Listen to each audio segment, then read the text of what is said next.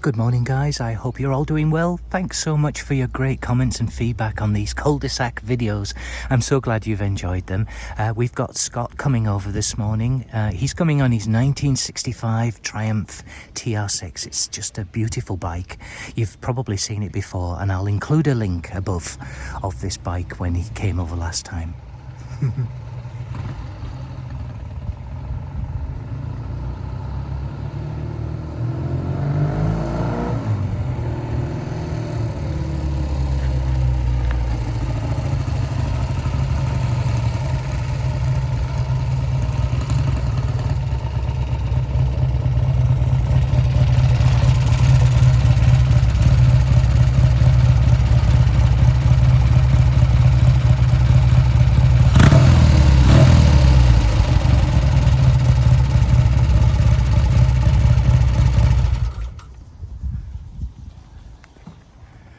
Hi Scott, how are you doing? I'm doing great. Oh gosh, that sounds so good when you come up that street.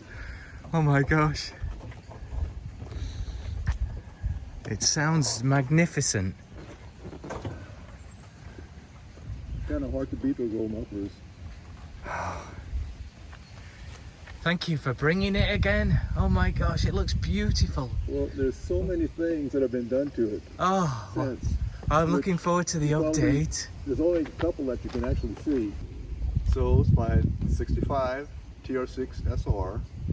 I got it in 2016. 2017 I started kind of fixing things up.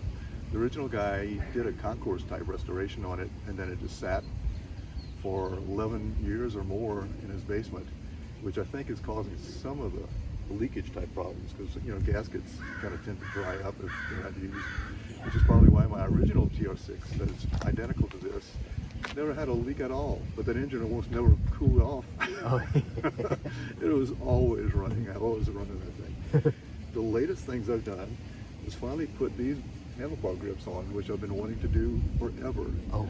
Because I don't know if you remember, the ones that were on it were these little plastic bicycle-like things, which may be original-like, but they're terrible. Anyway, I finally got a set of these and made a little pipe to cut the holes in the back. And of course, I put the bar end mirrors. The bar end mirrors are good. That's a good look. It's important as well. Yeah. One more thing that I just did, because I was getting sputtering in it, and something one of your previous cul-de-sac guys, Andy, he was having some like electrical interference, electrical noise, so to speak. I went, I've got that 200 watt data on here, and I've taken all the load off of it because I've got LED bulbs everywhere. So it's probably too much work that it's producing. So what I did is I put my original headlight bulb back in, because that's a big draw. But what Andy said went, that could be the problem that I'm having, because it idles great, but when I get up around 3,000-4,000 RPMs, it starts doing this sputtering thing. Yeah. And then if I just really get on it and go up higher, it seems like it kind of straightens out. But oh my goodness, really? Running it at 6,000 RPMs all the time. Oh. But so I went, I'll just get a little ferrite thing. Yes. So I ordered it immediately after seeing a video, and it came in yesterday. Oh, cool. So I put one of these right here. Okay, yes. On the ignition wires going to the Tri-Spark ignition system, which is another thing that I changed on it since I got it, because it had a boiler, and the boiler was really having a problem. But anyway, the Tri-Spark had worked great until I put those LEDs on it, and I never put the two and two together. And I don't know for certain if that's what it was. I put my old headlight back in to get some draw. Yeah. And it was still kind of sputtering. It wasn't doing it. So this morning on the way over here, I could not get it to sputter. I mean, oh, you're kidding? Just putting along, it was doing just fine. Oh, that's brilliant. Just simple little. Will you share some details with us, where you got that from? And Amazon. Amazon's got like a dozen different places that make them, like you say, one step at a time, exactly, isn't it? You have to, otherwise you don't know what it was that actually fixed it, yes. Right. So far, keep my fingers crossed, it hasn't sputtered again. Awesome. I've been trying to get it more original as possible. It didn't have these on it when I got it. Oh yeah, those clamps. Because they were kind of hard to find. I don't know, maybe they're easily available, but it took me a while to find it. So I found a set of them, and they were pretty expensive. So it took me a while to work up the courage, because there was no instructions on how to do it. And you have to cut them. And I was thinking, if I cut it too short, okay, I'm gonna have to order another set at like $50 or something like that. I actually made a list, because I knew I wasn't gonna remember all the different things that I did. So I put new Avon tires front and rear. The tires that were on it looked like brand new. They still had the little nipples on them and everything. Yes, very nice. But they were dry rot, because the thing was just so old. Yeah, and I didn't trust riding them. So anyway, like I put the Avons. Speedmasters are great. I love those. Yeah, I put them front and rear and had them balanced. Oh yeah. It took care of a severe vibration that I thought was the engine. And when the guy came back from balancing, he says, "Man, this thing doesn't really vibrate very much." I went, "Are you kidding?" Because I was thinking, this bike is vibrating much more than I remember. And so I rode it and went, sure enough, I was blaming the engine all that time, and it wasn't the engine. Put a new battery in it. It's a sealed mesh type battery, and it had more amperage too. I was having problems with the boiler, and I think the old battery just wasn't cutting it either. And I replaced the voltage regulator. I put a different type, because the one that was in it,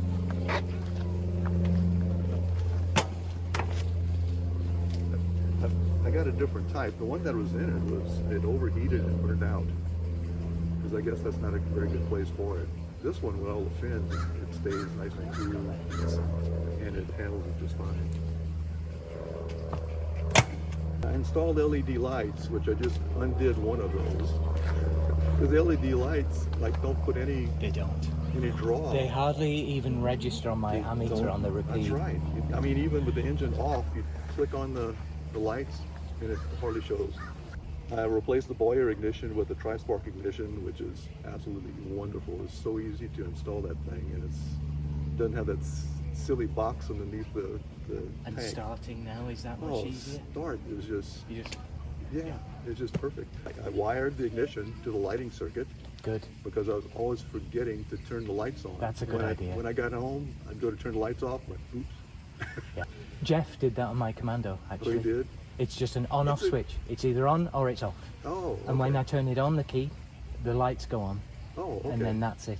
Because it used to have 5 positions, the old switch, and parking, lights, and 1, 2, 3, 4, and so it took that all away. And replaced the chain. That's a brand new carb then from Berlin, Amel. Brand new carb, because I was still thinking I was having some issues with mixture and stuff.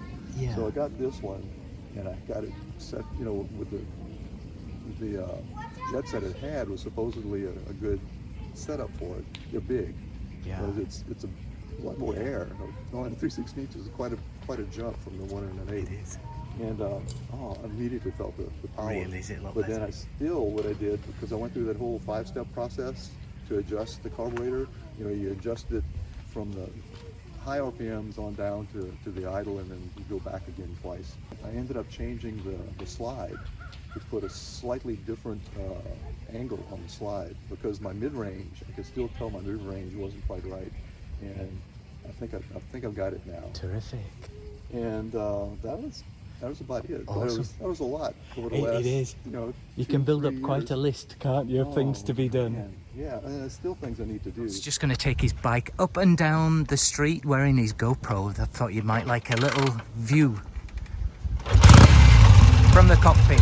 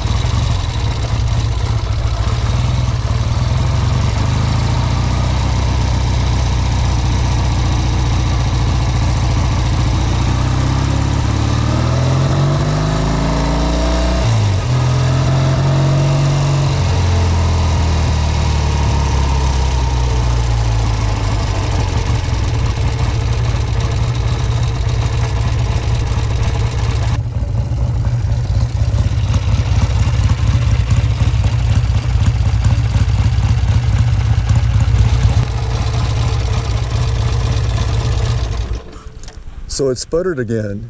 So I'm wondering if it has something to do with maybe the blowing out, because my whole ride over here I wasn't going very fast. So it might be fouling the plugs too. So that's why it's an experiment. Well, Scott, thank you so much for coming over again. Well, I enjoyed and it, Mike. Sharing your updates from the last visit. That was a magnificent video we did last time as well. Oh, yeah. I'll share a link to everyone of that trip. Yeah. Yeah. Well, that kind of has Of a that story. visit. That was one of the first visits to the cul-de-sac, wasn't it? That's good. That has this kind of the story of the old and here's the replacement. It does, yes. Which I still cannot believe I've got this bike.